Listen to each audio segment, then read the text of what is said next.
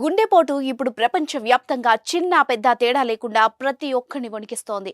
ఒకప్పుడు ఉబకాయులకే గుండెపోటు ఎక్కువగా వచ్చే ప్రమాదం ఉండేది అనుకునేవాళ్ళం. కానీ రోజులు గడుస్తున్న కొద్దీ ప్రతి ఒక్కరూ ఈ వ్యాధి బారిన పడుతున్నారు. తాజాగా ఓ క్రీడాకారుడు గుండెపోటుతో మైదానంలోనే కుప్పకూలి ప్రాణాలు కోల్పోయిన ఘటన ప్రతి ఒక్కరిని కలవరపరుస్తోంది. మీరు కొత్తగా బిజినెస్ స్టార్ట్ చేయాలనుకుంటున్నారా? మార్చ్ 16, 17న హైటెక్స్ లో ఫ్రాన్సెస్ ఇండియా బిగ్గెస్ట్ ఫ్రో ఎక్స్పో.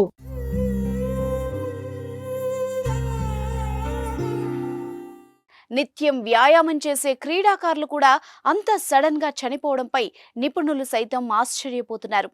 పూర్తి వివరాల్లోకి వెళ్తే బెంగళూరు వేదికగా ప్రస్తుతం జరుగుతున్న ఏజీ సౌత్ జోన్ టోర్నీలో కర్ణాటక, తమిళనాడు జట్టు తలపడ్డాయి.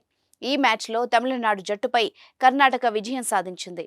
ఈ సమయంలో జట్టుతో కలిసి సంబరాలు చేసుకుంటున్న యంగ్ బౌలర్ హోయసలా మైదానంలోనే ఛాతీ నొప్పి వచ్చి స్పృహ తప్పి పడిపోయాడు.